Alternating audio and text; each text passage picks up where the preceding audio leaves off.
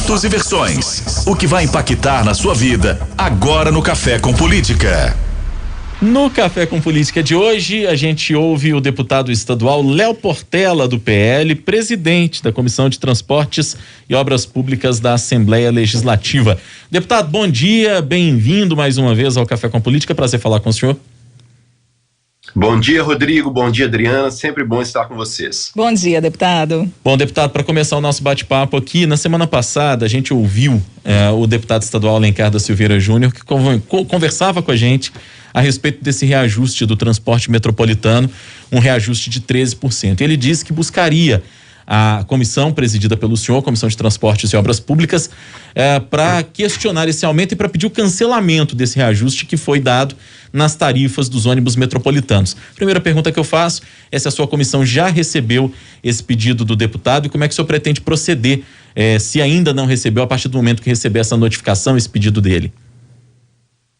Sim, nós recebemos um requerimento do deputado Alencar para que nós façamos uma audiência pública, um debate público para debater essa questão do aumento. A comissão, infelizmente, não tem o poder executivo para cancelar o aumento, mas nós podemos sim debater propostas, debater aí projetos de lei para que cheguem com o intuito de fazer com que esse tipo de aumento ele seja analisado de uma forma mais ampla pelo Poder Legislativo como um todo, que é a voz do povo de Minas Gerais. Todo aumento que vem de cima para baixo, e não, independente de ser um momento que não é propício, como não é propício agora por causa da pandemia, todo aumento assim, ele causa grande discussão. Nós temos que analisá-lo com a voz do parlamento. Então, creio que virão propostas nesse sentido para que aumentos dessa forma, quando ocorrerem, se vierem a ocorrer, passem primeiramente pelo Parlamento Mineiro. O ano passado, deputado, a Assembleia discutia até mesmo a criação de uma agência reguladora para fiscalizar transporte e tudo mais. Essa agência, por exemplo, poderia também, de certa forma, fiscalizar o aumento das tarifas de ônibus, o trabalho executado por essas empresas e até mesmo a prestação de serviços, ao usuário? Sim, sem dúvida, é um dos intuitos dessa agência. Nós estamos aí num grupo de trabalho com a Secretaria de Infraestrutura, trabalhando conjuntamente para a formação dessa agência, que terá como escopo as avaliações desse tipo de aumento também.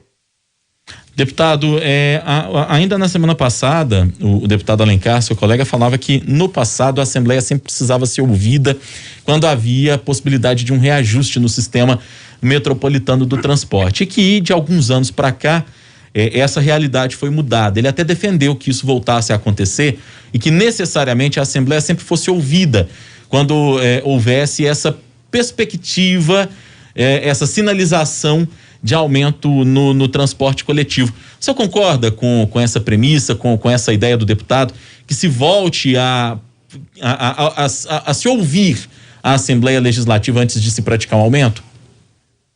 Eu concordo plenamente, Rodrigo, mas eu creio que isso deve vir por meio de um projeto de lei que, assim sendo, isso se tornará obrigatório, Não dependerá de articulação do governo estadual com a Assembleia, porque nós ficamos sempre reféns do bom relacionamento com o governo estadual e a Assembleia para que a gente tenha esse tipo de discussão. Se vier por meio de um projeto de lei, aí sim se tornará obrigatório que a Assembleia seja sempre consultada nesse sentido. E se esse projeto vier passar pela nossa comissão, terá aí uma tramitação bem acelerada.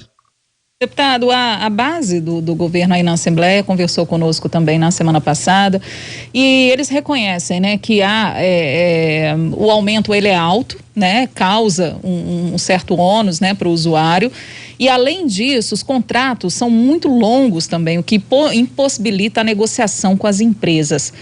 É possível rediscutir essa questão dos contratos? Já não passou da hora disso ser feito? Por que esse assunto só volta à tona quando há o aumento da passagem do ônibus metropolitano? Eu creio que devem ser revistos sim, porque tudo que for em prol da coletividade, em prol do cidadão, deve ser revisto, independente de haver contrato ou não. É um momento de pandemia, é um momento em que os mineiros tiveram aí a sua renda gravemente comprometida. Um aumento de 13% hoje pesa muito, atrapalha muito, onera muito a vida dos mineiros, E esse tipo de ação deve ser discutida, sem sombra de dúvida. Deputado, a gente falou e tem falado com alguma frequência que esses reajustes muitas vezes pegam a população de surpresa, no pior sentido possível da coisa, que é anunciar o aumento no fim de semana, anunciar o aumento só pelas redes sociais, às vezes sem até enviar uma nota mais completa à imprensa para que a gente possa até fazer esse papel que a gente tem também de prestação de serviços, né? Então, nós abordamos essa situação no transporte metropolitano. Os nossos ouvintes reclamaram conosco aqui hoje, desde cedo, que em Contagem essa situação aconteceu no transporte municipal também, já que a prefeitura anunciou de sexta para sábado que o aumento começaria no domingo. E até foi um questionamento que fiz aqui um pouco mais cedo, se não é o caso de alguém, deputado estadual, algum vereador da cidade também, já que a gente estava discutindo especificamente nessa situação, a temática da cidade de Contagem, apresentar um projeto de lei que diga o seguinte: olha, aumento só pode ocorrer com ampla divulgação, ou seja, para que as pessoas tenham a possibilidade de saber efetivamente, e com um intervalo mínimo que considere que o cidadão precisa se precaver, o patrão que paga às vezes o vale transporte do funcionário que vai trabalhar todos os dias também precisa se precaver. Você acha que seria uma perspectiva, seria um projeto de lei talvez interessante para que nós acabássemos com essa coisa do aumento ser praticado assim, da noite para o dia? Sem dúvida, Rodrigo. Inclusive é uma sugestão muito boa de projeto de lei.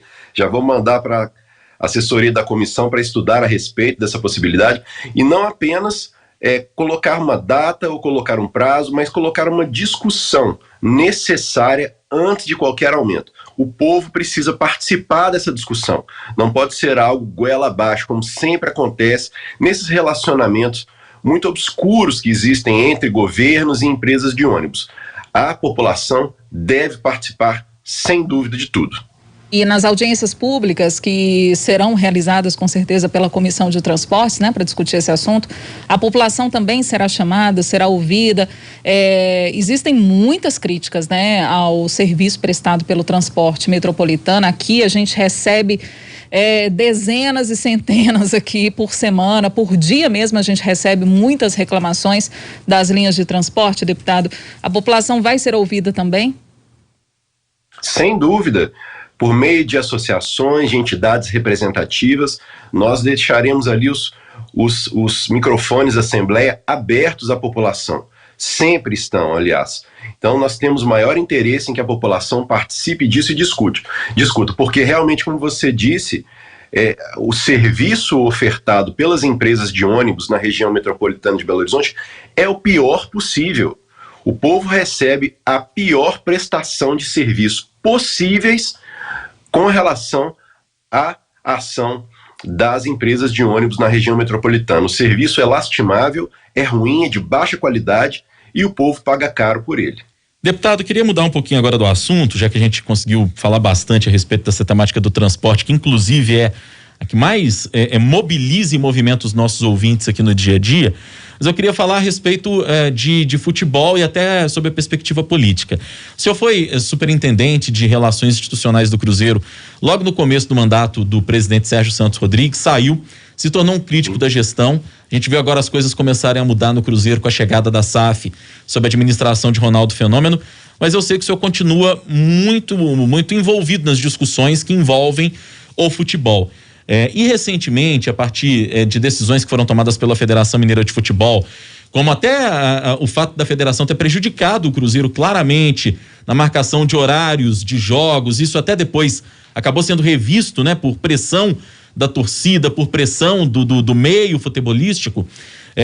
Depois que o Cruzeiro foi prejudicado na semana passada também por lances de arbitragem, eu vi que muita gente até procurou o senhor nas redes sociais cobrando que o senhor abrisse uma CPI que investigasse essas situações. Explica pra gente, isso pode ou não acontecer? É uma oportunidade boa pro torcedor do Cruzeiro que está nos ouvindo, porque envolve política e futebol, que são dois assuntos que movem paixões.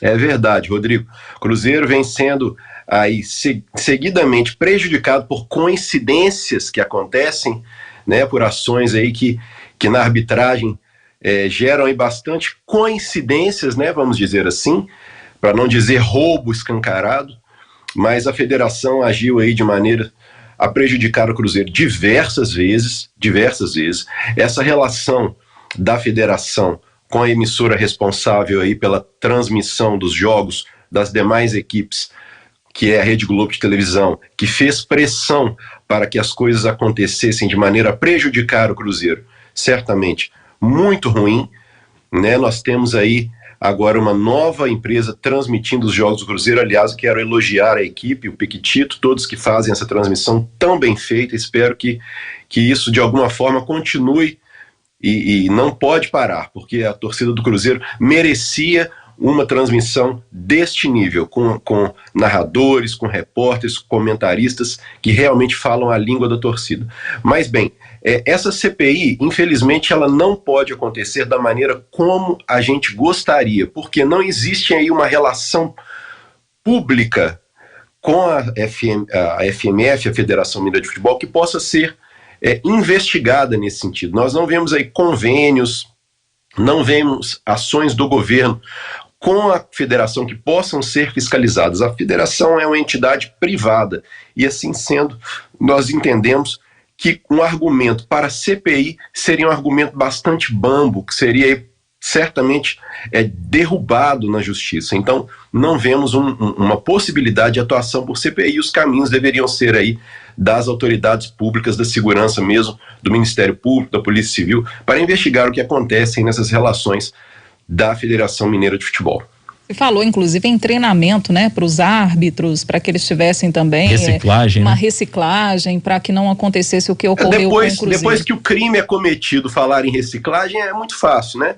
Os pontos não foram devolvidos ao Cruzeiro. O time não foi restabelecido à posição que deveria estar. Então, falar em reciclagem depois ali que o ato foi executado, né? Não sabemos se por encomenda de alguém, mas é muito fácil. Ô, deputado, ainda há tempo, nosso tempo está curtinho aqui, mas eu queria fazer uma última pergunta, até com a visão de quem esteve no Cruzeiro recentemente e saiu por não concordar com aquilo que estava sendo feito pela administração do presidente Sérgio Santos Rodrigues. Como é que o senhor está vendo os primeiros movimentos da SAF comandada por Ronaldo? Como é que o senhor está analisando aquilo que tem sido feito?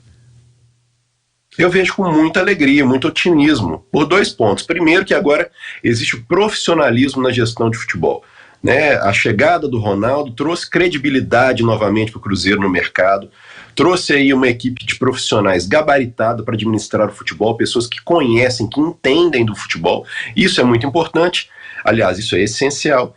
E o segundo ponto é a ausência de influência política no futebol, influência política de conselheiros, da família União, de pessoas que estão ali rodeando o Conselho Deliberativo do Cruzeiro, que atuavam diretamente influenciando politicamente o futebol, inclusive a própria diretoria que agia politicamente ali para prejudicar A ou prejudicar B, como é no caso que nós vimos aí de atletas das categorias de base que foram excluídos do Cruzeiro por uma única razão: serem de um empresário que é contra a diretoria do Cruzeiro. Então nós vemos especificamente Pedro Bicalho, que hoje está no Palmeiras, brilhando, um ativo enorme do Cruzeiro, que seria ali um grande jogador, e já se mostra como um grande jogador, foi excluído das bases, infelizmente, unicamente por atuação política da diretoria no futebol, intervenção política. Isso não acontecerá mais.